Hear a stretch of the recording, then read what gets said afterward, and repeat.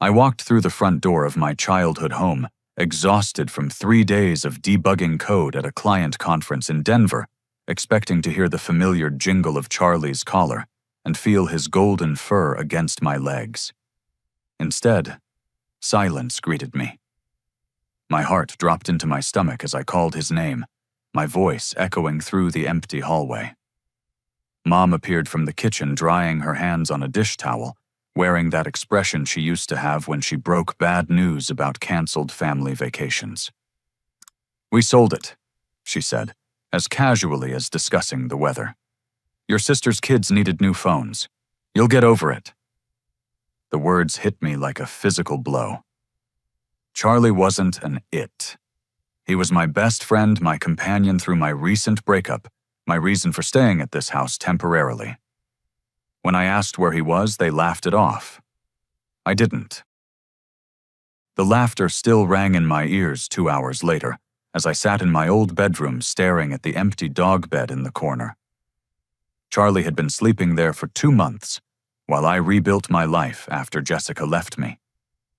Now, even that small comfort had been ripped away by the people who were supposed to love me most. Mom knocked on my doorframe, still holding that infuriating dish towel. "Bobby, you're 28 years old. It's time you learned that sometimes we have to make tough choices for family." Tough choices.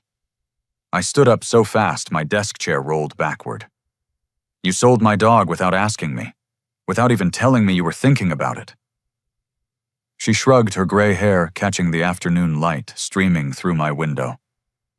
"We needed the money, and Emma's girls have been begging for those new smartphones. Madison and Morgan are starting middle school, and all their friends have them. So you sold Charlie for phone money." The words tasted bitter. "How much did you even get?" $1,600, she said proudly, as if she'd negotiated some brilliant deal.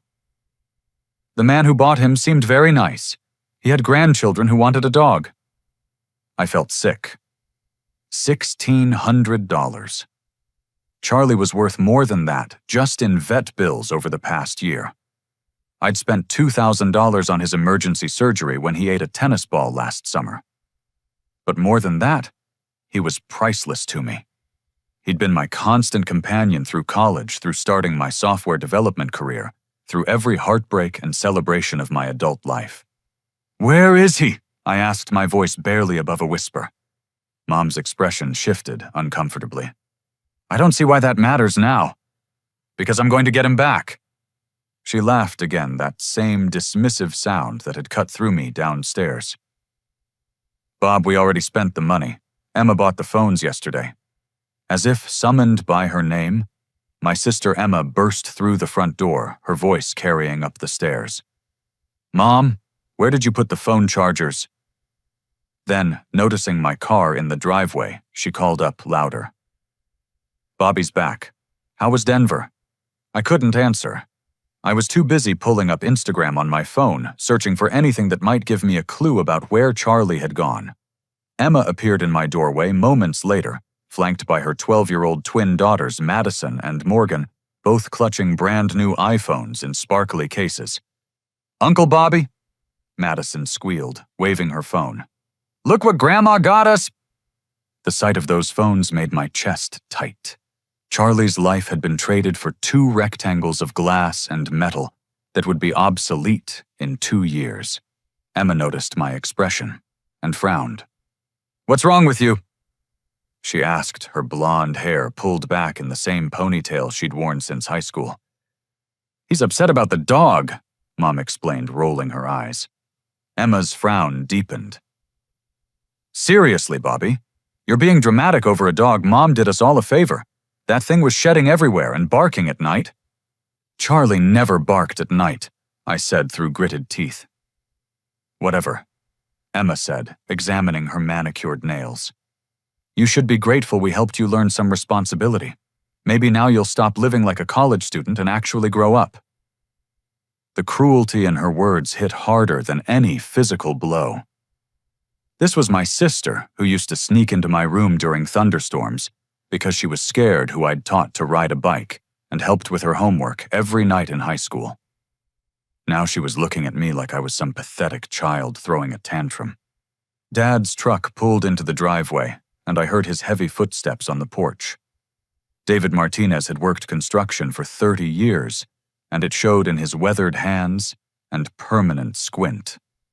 He appeared in my doorway still wearing his hard hat and reflective vest. "What's all the commotion?" he asked, setting down his lunch cooler. "Bobby's having a meltdown about the dog," Emma said, air quoting the word meltdown. Dad looked at me with the same disappointment I'd seen when I'd chosen computer science over following him into construction. "Son, you're almost 30. It's time you learned that family comes first. Those girls needed phones for school, and we all had to make sacrifices." "I didn't make any sacrifice," I said, my voice rising. "You made it for me. You sold my dog while I was working to pay for my room and board here." "Our house, our decision," Dad said firmly. "Maybe this will motivate you to get your own place faster." I stared at these people who shared my DNA, wondering when they'd become strangers. The twins were still playing with their phones, completely oblivious to the devastation their gift had caused. Emma was scrolling through social media, posting pictures of the girls with their new devices. Mom had returned to the kitchen to start dinner, humming, as if nothing had happened. That night, I lay awake searching every local Facebook group, Craigslist listing, and pet adoption site I could find. I posted Charlie's picture in lost pet groups, even though he wasn't technically lost. I called 3 animal shelters describing him in detail. Nobody had seen a golden retriever matching his description. It was past midnight when I found the first clue. A Facebook post in a pet trading group showed a video of a golden retriever that looked exactly like Charlie. The post was from an account belonging to Tyler Hendricks, a 17-year-old whose profile was full of concerning content. The video showed the dog tied to a post in a muddy backyard, with Tyler demonstrating a shock collar he'd just purchased. "Training my new dog to be more obedient," the caption read. "Previous owner spoiled him too much." I watched the 10-second video 12 times, my heart breaking more with each replay. Charlie's tail wasn't wagging. His head was down, ears flattened against his skull in a way I'd never seen before. This wasn't my confident, happy dog who greeted every morning with enthusiasm and treated every person he met like a potential best friend. The timestamp on the video was from yesterday afternoon. Less than 24 hours after my family sold him, Charlie was already suffering at the hands of someone who saw him as an object to control rather than a soul to love. I screenshot the video and the profile, my hands shaking as I saved the evidence. Tyler's location was listed as Millbrook, a small town about 45 minutes west of here. His profile showed dozens of posts about training techniques for dogs, most involving punishment and dominance rather than positive reinforcement. I had found Charlie. Now I had to figure out how to bring him home. The next morning I called in sick to work for the first time in 3 years. I couldn't concentrate on debugging JavaScript when Charlie was being tortured by some teenager with a god complex.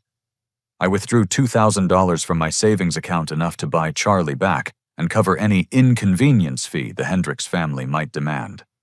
The drive to Millbrook took me through increasingly rural countryside, past horse farms, and mobile home parks that had seen better decades. My GPS led me down a gravel road lined with rusted mailboxes and overgrown ditches. The Hendricks property sat at the end of a long driveway, a single wide trailer surrounded by broken-down cars and machinery parts. I parked behind a Ford pickup truck that had more rust than original paint, and took a deep breath before approaching the front door. A woman in her 40s answered, wearing a stained housecoat and cigarette dangling from her lips. Her graying hair was pulled back with a scrunchie, and she looked at me with suspicion.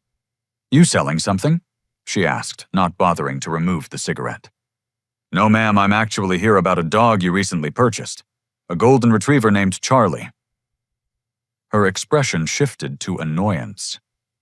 "If you're here to complain about noise, he's been quiet since Tyler started using the shock collar." My stomach clenched. "I'm not complaining. I'm his original owner and I'd like to buy him back. I brought cash." Janet Hendricks looked me up and down, calculating something behind her tired eyes. How much cash? $2,000, I said, pulling out the envelope. She laughed, a harsh sound that reminded me of my family's dismissive laughter yesterday. Honey, you're about 3 days too late. Tyler got bored with that dog faster than a kid gets bored with Christmas toys. We already sold him to some guy who came by Monday morning. My heart stopped. You already sold him again. $600, she said, taking a long drag from her cigarette. Dog was too much work anyway. Kept trying to get loose from his chain, wouldn't eat the cheap food we bought him. Tyler said he was defective or something. I felt like the ground was shifting beneath my feet. Can you tell me who bought him? I really need to find him. Janet shrugged.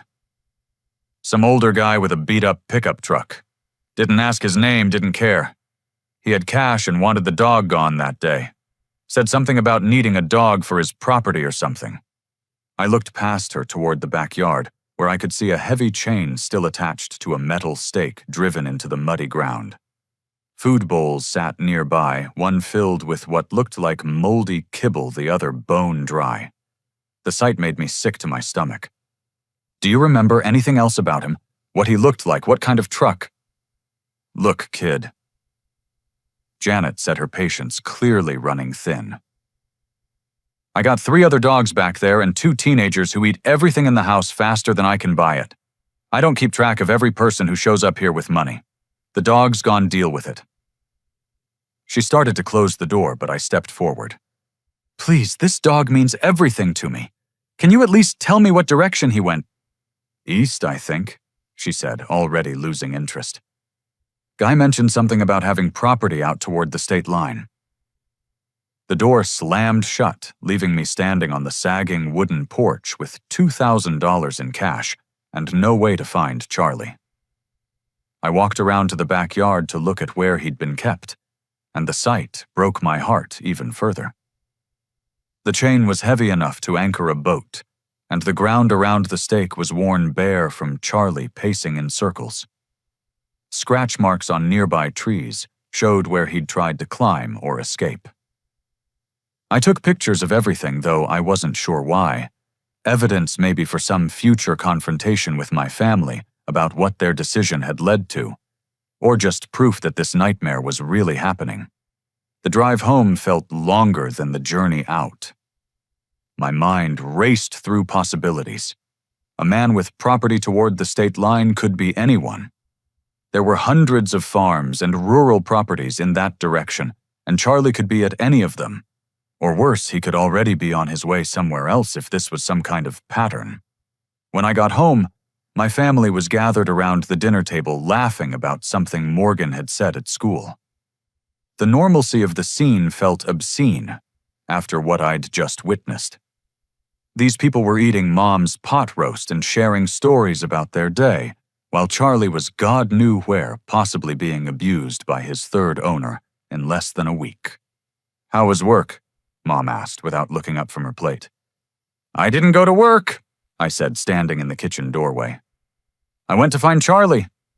The laughter stopped. Dad set down his fork and fixed me with a stern look. Bob, you need to let this go. Let it go. I pulled out my phone and showed them Tyler's video. This is what happened to him at the first place. They used shock collars on him and kept him chained in a mud pit. Emma glanced at the video and shrugged. Dogs are resilient. He'll adapt. They already sold him again. I continued, my voice getting louder.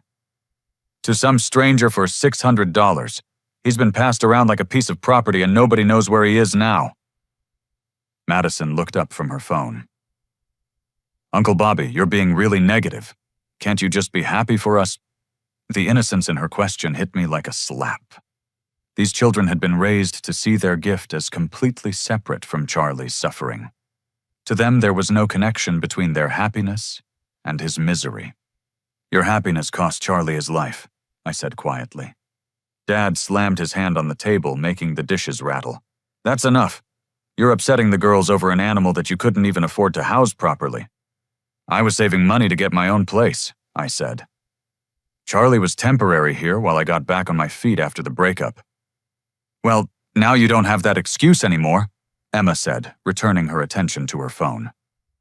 Maybe this is the push you needed to actually move on with your life. I looked around the table at these people who I'd grown up with, shared countless meals with, celebrated birthdays and holidays with. Now they were looking at me like I was an unstable stranger who'd wandered into their house. You know what? I said, heading toward the stairs. You're right. This is exactly the push I needed. I spent that night researching dog-flipping operations online, learning about networks of people who buy and resell pets quickly for profit. I read horror stories about dogs being sold to fighting rings, puppy mills, and people who used them for guard dogs or worse. The more I learned, the more terrified I became about what might have happened to Charlie. But I also learned that there were ways to track these operations, ways to find patterns and connections that might lead me to my dog. It would take time, patience, and probably some risks I wasn't comfortable thinking about yet. I was going to find Charlie no matter what it took. And when I did, I was never going to let anyone hurt him again. Over the next week, I threw myself into investigating the underground network of dog reselling in our area. I created fake social media profiles to join private groups where people traded and sold animals. What I discovered made my stomach turn. There were dozens of people like Tyler and Janet Hendricks buying dogs from families who needed quick cash and then flipping them to the highest bidder within days. Most buyers didn't ask questions about where the dogs came from or where they were going. It was a shadow economy built on treating animals like disposable commodities. I found 3 other families in neighboring counties who had sold dogs to the same man Janet described. A woman named Carol Phillips had sold her elderly beagle to someone matching his description just 2 weeks ago. She was crying when she told me about it over the phone. He seemed nice enough, she said through tears. Said he had a farm and wanted a companion dog. But something felt off about him, you know. He was too eager, too quick with the cash. Carol gave me the same description Janet had: middle-aged white man beat-up pickup truck, mentioned having property towards the state line. But she added a crucial detail that Janet had missed. He had a bumper sticker, she said. Something about supporting local businesses, and there was a dent in the driver's side door like someone had hit it with a baseball bat. I added this information to the notebook I'd started keeping along with photos, timelines, and contact information for everyone I'd spoken to. My bedroom wall was starting to look like something from a crime drama covered with maps and notes connected by red string. The breakthrough came when I met Dr. Patricia Wells at the emergency animal hospital, where I'd taken Charlie for his tennis ball surgery. She was working late on a Friday night, when I stopped by with photos of Charlie and Tyler's video. "I've been a veterinarian for 20 years, she said, her kind eyes hardening as she watched the shock collar video. "And I've seen what happens to dogs when they end up in the wrong hands." She led me to her office and pulled out a file folder marked Suspected Abuse Cases. Inside were photos and reports that made me wish I'd never started this investigation. Golden retrievers are particularly vulnerable, she explained. Their gentle nature and eagerness to please make them perfect targets for people who want to exploit that trust. She showed me documentation of something called bait dogs, used in fighting rings to train aggressive dogs. The pictures were so horrific I had to look away, but she made sure I understood what Charlie might be facing. "The man you're describing sounds like Roy Martinez," she said, pulling out another file. "He's been on our radar for months, buys gentle, well-trained dogs and sells them to people who don't have their best interests at heart." My blood ran cold. What kind of people? Fighting rings mainly. They use dogs like Charlie to train their fighters. The gentle dogs never fight back, which makes them perfect for teaching aggression without risk to the valuable fighting animals. I thought I was going to be sick. Charlie, who had never shown aggression toward anything more threatening than a butterfly, was potentially being used as a living punching bag for trained killers. "Have you reported this to police?" I asked. Dr. Wells laughed bitterly. "Multiple times. They always say there's not enough evidence, or they can't get a warrant, or the tip doesn't pan out. Meanwhile, more dogs disappear every week. She gave me Roy's last known address and a description of his truck, dark blue Ford F-150 from the mid-90s, multiple dents bumper sticker for Murphy's Auto Parts. She also warned me to be careful. Roy has connections, she said. People who protect his operation in exchange for money or favors. If you're going to look for your dog, don't go alone. I drove home that night with my mind racing. My family's casual betrayal had led Charlie into a nightmare I could barely comprehend. While Emma was posting Instagram stories about the twins' new phones, and Mom was planning Thanksgiving dinner, Charlie was potentially fighting for his life in some underground horror show. When I got home, Emma was waiting in the living room with a serious expression I hadn't seen since we were teenagers. "We need to talk," she said, patting the couch beside her. I sat down reluctantly, expecting another lecture about moving on and growing up. "Bobby, I'm worried about you." She began, her voice softer than it had been all week. "Mom says you've been obsessing over this dog thing, calling strangers and driving around to weird places." "His name was Charlie," I said, "and I'm not obsessing. I'm trying to save his life." Emma sighed. "Look, I get that you loved him, but you're starting to scare the girls with all this talk about dog fighting and abuse. Madison asked me yesterday if someone was going to take their pets away. The twins had 2 cats, Sparkles and Princess, who lived pampered indoor lives and had never experienced a moment of hardship. The idea that they were worried about pet safety while being completely oblivious to their role in Charlie's suffering was almost too much to bear. "Maybe they should be scared," I said. "Maybe they should understand that their happiness came at a cost." Emma's expression hardened. "That's exactly what I'm talking about. You're trying to make children feel guilty about getting gifts from their grandmother. That's not healthy, Bobby. Neither is selling someone's best friend without permission." "It wasn't just someone," Emma snapped. "It was Mom's decision about Mom's house. You're a guest here, remember? You lost the right to make demands when you moved back in with your parents at 28. Her words stung because they contained just enough truth to hurt. I had moved back home temporarily after Jessica left, and I was behind on my plan to get my own place. But that didn't give them the right to sell Charlie. "I'm going to find him," I said, standing up to end the conversation. "And then what?" Emma asked. "Let's say you track down this dog. What's your plan? Break into someone's property and steal him back, get yourself arrested, ruin your career over a pet." I didn't have a good answer to that question, which Emma clearly took as confirmation that I was being irrational. "Bobby, you need to talk to someone," she said. "This isn't normal behavior. Healthy people don't throw their lives away over animals." I left the room without responding, but her words followed me upstairs. Was I losing my mind? Was I really planning to risk everything for a dog that my own family considered disposable? I looked at the investigation wall in my bedroom, covered with maps and photos and timelines that would have made sense to a detective, but probably looked insane to anyone else. Maybe Emma was right. Maybe I was spiraling into something unhealthy and obsessive. But then I remembered the video of Charlie with his head down and ears flattened, looking defeated in a way I'd never seen before. I remembered Dr. Wells' files full of photos showing what happened to dogs like Charlie when nobody fought for them. Charlie couldn't fight for himself. He'd been bred for generations to trust humans and please them. If I didn't fight for him, nobody would. I picked up my notebook and started planning my next move. Emma could call it obsessive. My parents could call it immature. But I was going to find Roy Martinez, and I was going to bring Charlie home, even if it cost me everything. It took me 2 more weeks of following leads and staking out locations before I found Roy Martinez's operation. The address Dr. Wells had given me led to an abandoned house, but I canvassed the neighborhood until I found a woman who remembered Roy's truck parked behind the old Riverside packaging warehouse on the outskirts of town. I spent 3 nights sitting in my car across the street from that warehouse, drinking coffee from a thermos and fighting off doubt about what I was doing. Emma's words kept echoing in my head.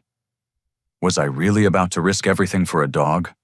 But every time I considered giving up, I thought about Charlie's trusting brown eyes and the way he used to greet me after long days at work, tail wagging so hard his whole body wiggled with joy. On the fourth night, I saw Roy's truck pull into the warehouse parking lot at 11:30. The dark blue F-150 was exactly as Dr. Wells had described, right down to the Murphy's Auto Parts bumper sticker and the dent in the driver's side door. My heart started pounding as other vehicles arrived over the next hour. Pickup trucks, SUVs, even a few expensive sedans that seemed out of place in this industrial wasteland. I waited until the parking lot was full, then crept closer on foot, staying in the shadows cast by nearby buildings. The warehouse had been abandoned for years, its windows boarded up and weeds growing through cracks in the loading dock. But tonight, light leaked through gaps in the boards, and I could hear sounds that made my blood run cold, barking, shouting, and occasional roars of approval from what sounded like a crowd. I found a loose board on the side of the building and managed to create a gap just wide enough to peer through. What I saw inside will haunt me for the rest of my life. The warehouse floor had been converted into a makeshift arena, with a circular pit surrounded by wooden bleachers packed with people shouting and waving money.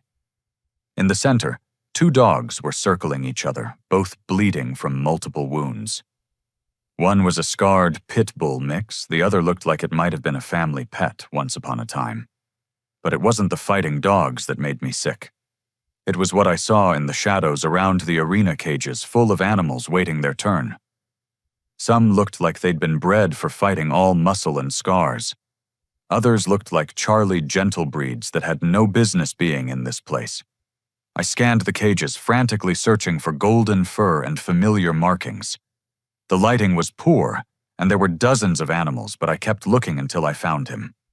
Charlie was in a cage near the back, pressed against the far corner with his tail tucked between his legs. His beautiful golden coat was matted and dirty, and I could see fresh wounds on his face and legs. But it was his eyes that broke my heart completely. The light had gone out of them. This wasn't the confident, happy dog I'd raised from a puppy. This was a broken animal who had learned that humans were sources of pain rather than love. I wanted to scream. I wanted to charge into that warehouse and tear apart everyone who had hurt him. But I forced myself to stay calm and observe. I needed to understand the layout, the security, the patterns of movement. If I was going to save Charlie, I needed a plan that would work. I counted at least 30 people in the crowd, plus several men who looked like security stationed around the perimeter. Roy Martinez was easy to spot, a heavyset man in his 50s, wearing a cowboy hat and boots, taking bets and directing the flow of money. The fights seemed to follow a schedule with different animals brought out for different events. I watched for 2 hours, taking mental notes about everything I saw. The security guards carried walkie-talkies, but no visible weapons. There was a back door that seemed less monitored than the main entrance. Most importantly, the fights appeared to wind down around 2 in the morning, with people filtering out gradually rather than all at once. When I finally crept back to my car, my hands were shaking with rage and adrenaline. I sat in the parking lot of a 24-hour diner 5 miles away, trying to process what I'd witnessed and figure out my next move. I knew I should call the police. This was clearly illegal, and there were dozens of animals suffering in that warehouse. But Dr. Wells's warnings about Roy's connections echoed in my mind. What if the police were involved?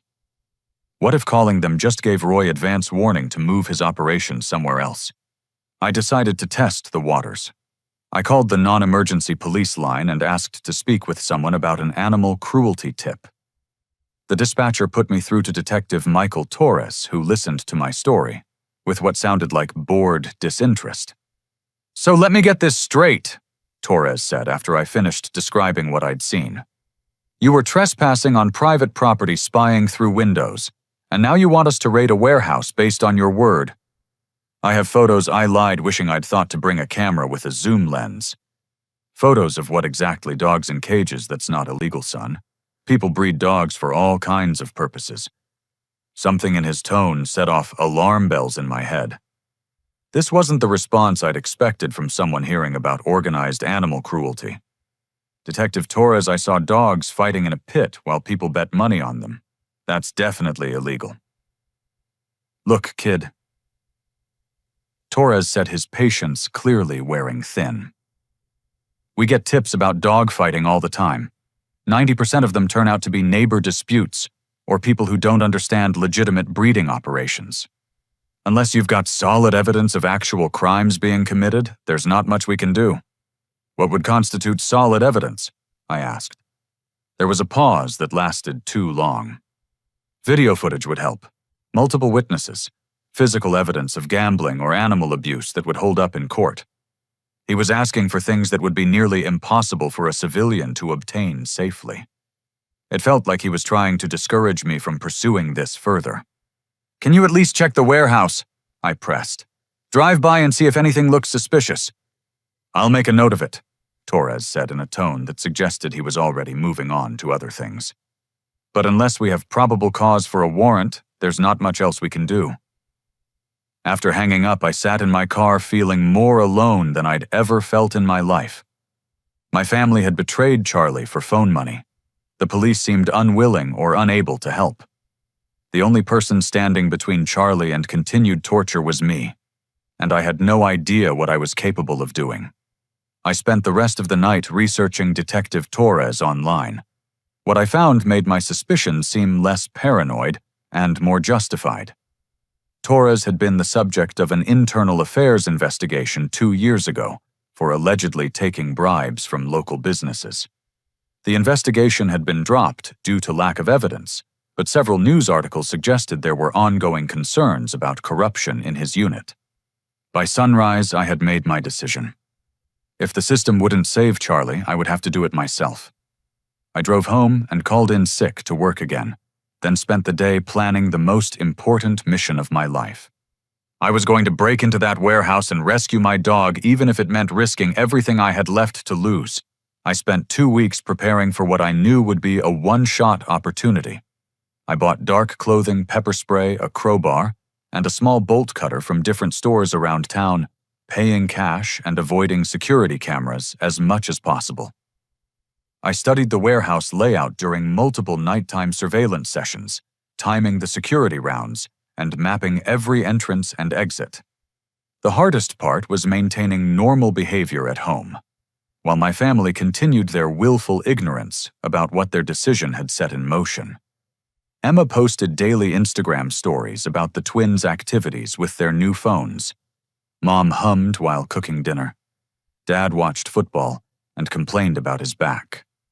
Their casual normalcy felt obscene when I knew Charlie was suffering less than 20 miles away. You've been working late a lot, Mom mentioned one evening as I headed out for another surveillance session.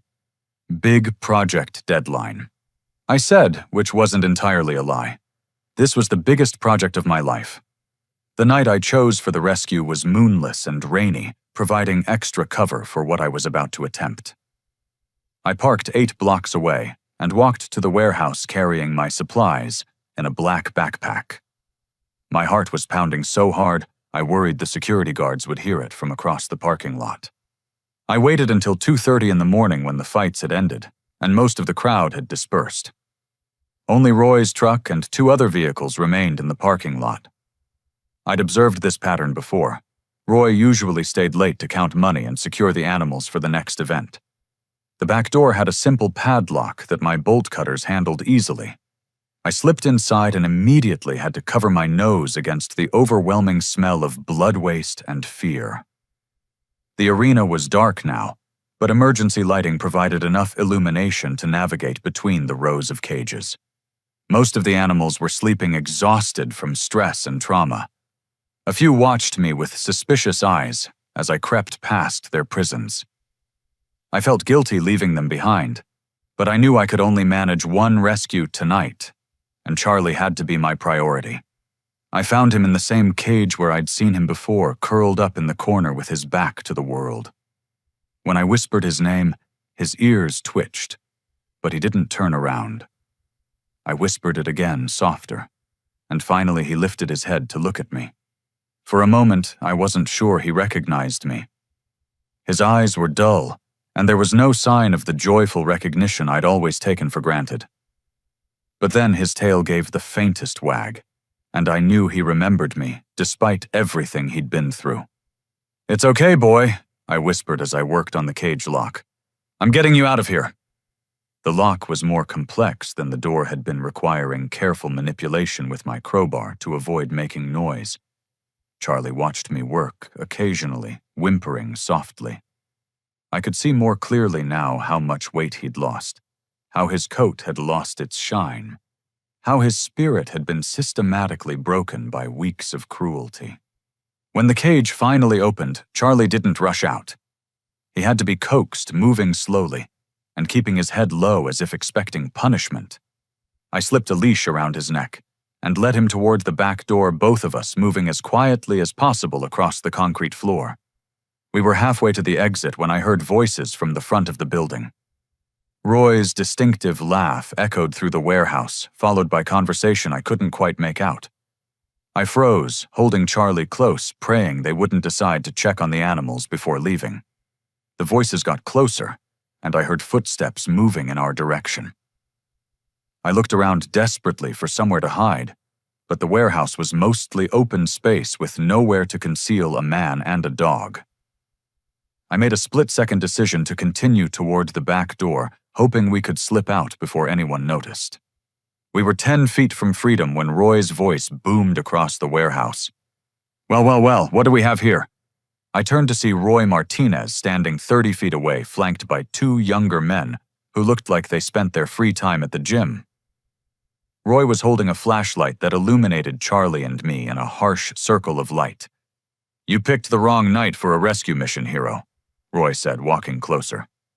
"That's a valuable piece of inventory you're trying to steal." "This is my dog," I said, surprised by how steady my voice sounded. "He was stolen and sold to you illegally." Roy laughed. "I paid good money for that animal fair and square. Got the bill of sale right here in my office." He patted his shirt pocket. "What you're doing right now is breaking and entering and theft. That's felony territory, son." One of his companions stepped forward. "Want me to call the cops, Roy?" "Not yet," Roy said, still moving closer. "First, I want to know how long this boy's been watching us. Seems like he knows too much about our operation for this to be a coincidence." My mind raced through possible responses, but the truth was, I was trapped.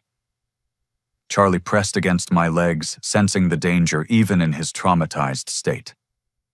I could smell Roy's cologne mixed with cigarette smoke as he stopped just a few feet away. "Here's what's going to happen," Roy continued. "You're going to put that dog back in his cage, and then we're going to have a conversation about what kind of compensation you owe me for the damage to my property." He gestured toward the broken lock on the back door and Charlie's opened cage. "Breaking and entering destruction of property, attempted theft. That's going to cost you one way or another."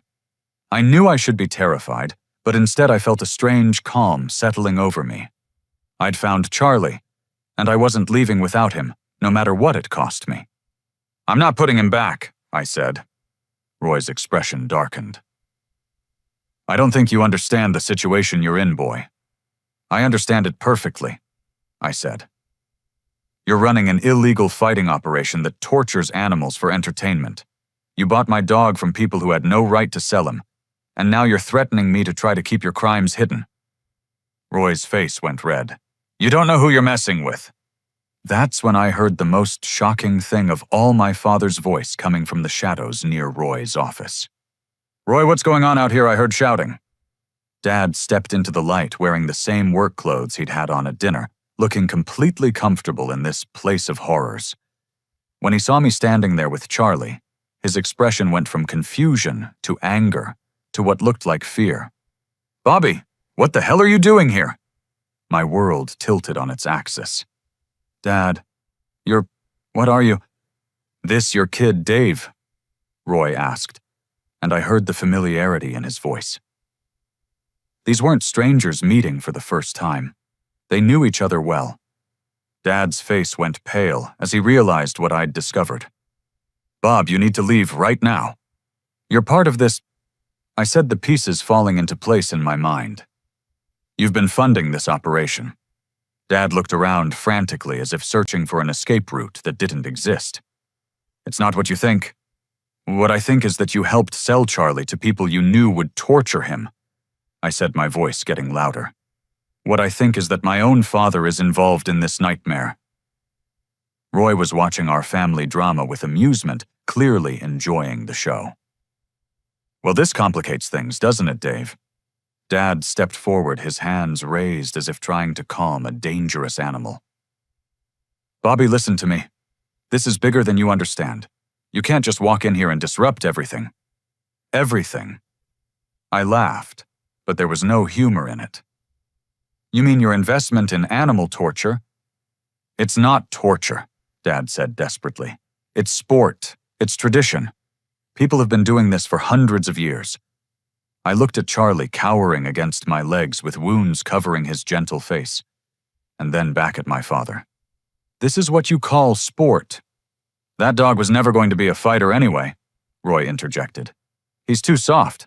We mostly use him for training the real champions." "Training them to do what?" I asked, though I already knew the answer. "To kill," Roy said simply. "Your little golden boy here helps teach our fighters how to go for the throat, quickly and efficiently." I felt something break inside me at those words. Not just my heart, but something deeper.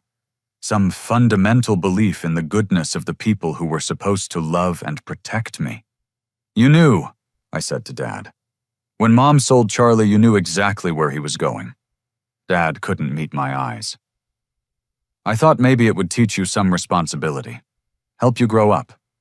"By torturing my best friend, it's just a dog, Bobby." The words hung in the air between us like a physical barrier. In that moment, I understood that my father and I lived in completely different moral universes, and there was no bridge between them. I also understood that I was probably about to die in this warehouse, but that I was going to take Charlie with me either way. What Roy and my father didn't know was that I'd been recording everything on my phone from the moment I'd entered the warehouse. The device was tucked in my jacket pocket with the camera lens exposed and the audio recording app running continuously. Every word of their confession was being captured. "You know what has to happen now, Dave," Roy said, his voice taking on a threatening tone. "Your boy's seen too much. He knows too much." Dad's face went even paler. "Roy, he's my son. We can work something out." "Can we?" Roy asked. "Because from where I'm standing, he just committed several felonies and threatened to expose an operation that makes us both a lot of money. That's not the kind of problem that gets worked out with a conversation." I realized they were discussing whether to let me leave alive. The calm I'd felt earlier was replaced by pure adrenaline as my survival instincts kicked in. I needed to get Charlie and myself out of this warehouse, and I needed evidence that would bring down this entire operation. "Look," I said, buying time while I formulated a plan. "I just want my dog back. I don't care about your business." Roy laughed. "Sure you don't. That's why you spent weeks tracking us down and breaking into our facility. Because you don't care." "I care about Charlie," I said. "That's all." "Well, Charlie's not leaving here," Roy said. "And neither are you unless we can come to some kind of understanding." That's when I played my first card. Detective Torres isn't going to be happy when he finds out you've escalated from animal cruelty to threatening civilians. Roy's confident expression faltered slightly. "What do you know about Torres?" "I know he's been taking your money to look the other way," I said, watching Roy's reaction confirm my suspicion. "I also know that makes him an accessory to everything that happens in this warehouse." Dad stepped forward. "Bobby, stop talking. You're making this worse." "Worse for who?" I asked. "For you, for your business partner here, or for the dozens of animals being tortured in this place?" "It's not torture," Dad insisted, but his voice lacked conviction. I pulled out my phone, making sure they could see it. Why don't we let a jury decide that I've got hours of video documentation of this place? Roy's hand moved toward his jacket, and I realized he might be armed. But before he could draw whatever he was reaching for, I played my second card. The recordings are already uploaded. I lied smoothly. Automatic cloud backup. If anything happens to me, they go directly to the FBI. It was a complete bluff, but Roy didn't know that. He froze with his hand halfway to his jacket. You're lying, he said, but uncertainty crept into his voice. Am I asked. Want to test that theory? The truth was, I'd been working with FBI agent Lisa Carson for the past week. After my conversation with Detective Torres, I'd done research and found that federal authorities were already investigating animal fighting operations in our region. Agent Carson had been very interested in my information about Roy's warehouse, especially when I mentioned the potential police corruption angle. I'd been wearing a wire for the past 3 nights, though tonight's recording was just on my phone since I hadn't expected to actually enter the building. Agent Carson knew where I was and when I was supposed to check in. If I didn't call her by 4 a.m., she'd promised to send backup. Here's what's going to happen, I said, projecting confidence I didn't feel. Charlie and I are walking out of here. In exchange, I'll give you a 10-minute head start before the authorities arrive. 10 minutes, Roy snarled. You think 10 minutes is enough time to shut down an operation this size? It's enough time to disappear if you're smart, I said. Which you'd better be, because the alternative is spending the next 20 years in federal prison. Dad was looking back and forth between Roy and me like he was watching a tennis match. Bobby, please. Think about what you're doing. Think about the family. I am thinking about family, I said. I'm thinking about how my family sold their son's best friend to be tortured for money. It wasn't supposed to be like this, Dad said, and for the first time he sounded genuinely remorseful. What was it supposed to be like? I asked. Roy said he needed gentle dogs for breeding programs. He said Charlie would live on a nice farm with other dogs. Even Roy looked disgusted by Dad's naivety. Jesus, Dave, you really believed that?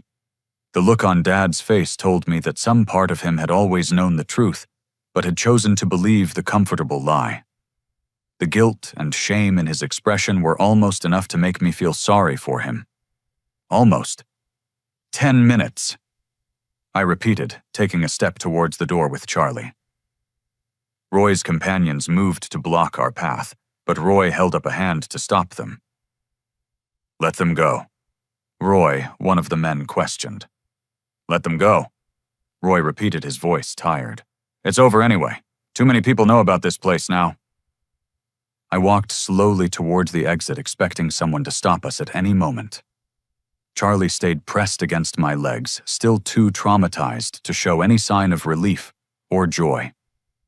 When we reached the door, I turned back one last time. Dad, I said, when the FBI comes to arrest you, remember that you chose this. He didn't respond, just stood there looking broken and defeated in the harsh warehouse lighting. Charlie and I walked out into the rainy night, both of us shaking from adrenaline and shock. I called Agent Carson from my car and told her it was time to move. Then I drove straight to Dr. Wells' emergency clinic, where she was waiting to examine Charlie and document his injuries as evidence. The next few hours passed in a blur of police interviews, evidence collection, and veterinary care. Charlie's physical injuries were extensive, but not life-threatening. His psychological trauma would take much longer to heal, but Dr. Wells was optimistic that he could recover with patience and proper care. At sunrise, I called my boss and quit my job. Then I called a real estate agent and started looking for a place to rent as far from my family as possible. Charlie and I were going to start over somewhere new, somewhere safe from the people who had betrayed us both. The confrontation with my family was still to come, but I was ready for it. I had evidence witnesses and federal agents backing me up. More importantly, I had Charlie back, and I was never going to let anyone hurt him again. The arrests began at dawn. Federal agents raided the warehouse, Roy's home, and several other properties connected to the fighting ring. They found enough evidence to bring charges against dozens of people, including animal cruelty, racketeering, illegal gambling, and conspiracy charges that would put the main players behind bars for decades. Detective Torres was arrested at his home on corruption charges. The investigation revealed he'd been taking monthly payments from Roy for over 2 years, warning him about potential raids and steering investigations away from the warehouse. His career was over, and he faced significant prison time. My father was arrested at his construction job, led away in handcuffs, while his co-workers watched in shock. The local news covered the story extensively, describing him as a respected local businessman who had secretly invested thousands of dollars in illegal animal fighting operations. Mom called me crying after seeing his mugshot on the evening news, but I couldn't bring myself to feel sorry for either of them. The hardest part was testifying at the trial 6 months later. I had to sit in a courtroom and describe in detail what I'd witnessed in that warehouse, while my father sat at the defendant's table refusing to make eye contact. The prosecutor used my recordings and video footage to build a case that left no room for reasonable doubt. Charlie and I had moved to Colorado, by then renting a small house with a fenced yard near the mountains. I'd found work with a software company that allowed me to work remotely, and we spent our days hiking trails and slowly rebuilding the trust that had been shattered by his ordeal. Dr. Wells had been right about his physical recovery. Within 3 months, Charlie's wounds had healed completely, and he'd gained back the weight he'd lost. His psychological healing took longer, but with patience and consistent kindness, glimpses of his old personality began to emerge. He learned to trust again, to play again, and eventually to greet new people with cautious optimism instead of fear. I met Amanda at the veterinary clinic where I took Charlie for regular checkups. She was a veterinary technician who specialized in trauma recovery for abused animals, and she understood immediately why Charlie flinched at sudden movements and took time to warm up to strangers. She never pushed him for affection, letting him approach her on his own terms, until he eventually decided she was safe. Amanda and I started dating, slowly building our relationship around our shared love for animals and commitment to protecting the vulnerable. She moved in with us after 8 months, and Charlie accepted her as part of our pack with an enthusiasm that told me he approved of my choice. Roy Martinez was sentenced to 15 years in federal prison for running the fighting ring. My father received 5 years for his financial involvement, plus substantial fines that forced my parents to sell their house. Emma and Mom received community service and probation for their roles in the initial sale, though their punishments were lighter since they claimed ignorance about where Charlie was ultimately going. I received a letter from Mom about a year after the trial. She apologized tearfully for everything that had happened and begged me to forgive the family. She said Dad was getting counseling in prison and had finally understood how wrong he'd been. She said Emma felt terrible about her role in selling Charlie and wanted to make amends somehow. I read the letter twice, then filed it away without responding. Forgiveness might come someday, but trust was something that once broken so completely could never be fully rebuilt. Charlie and I had learned that family wasn't about blood relations. It was about loyalty, protection, and unconditional love. The day Charlie finally played fetch again was a turning point for both of us.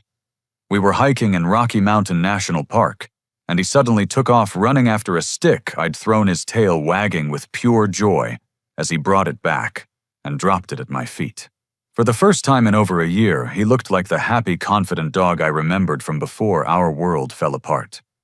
"Good boy," I said, scratching behind his ears as he leaned against my legs. "We made it through, didn't we?" Amanda took photos of us that day that now hang framed in our living room. Charlie looks healthy and content, his golden coat shining in the mountain sunlight. I look older than my years, marked by everything we'd survived together, but genuinely happy for the first time since the nightmare began.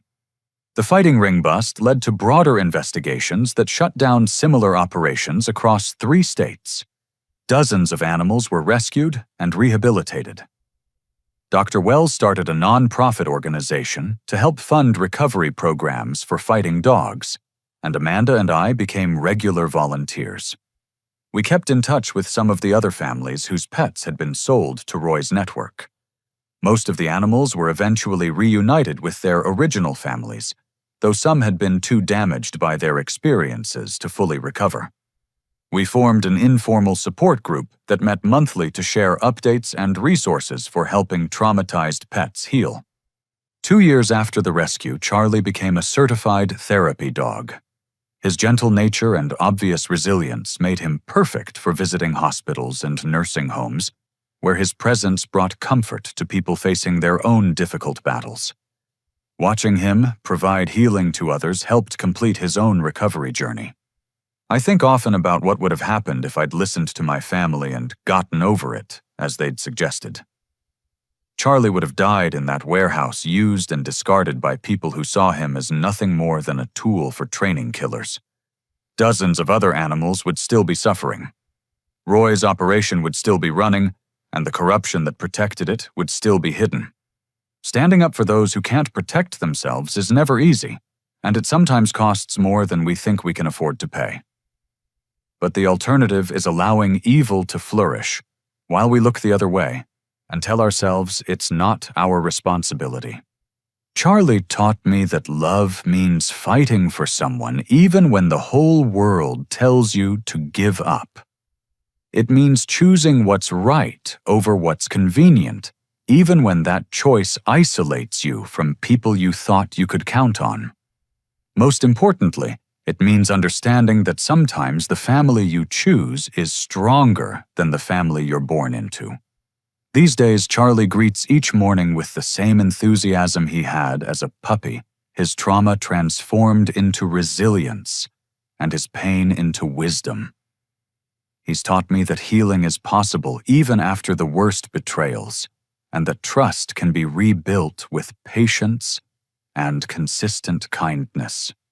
We've created a life filled with mountain hikes, cozy evenings by the fireplace, and the kind of peaceful happiness that can only come after surviving something you weren't sure you'd get through.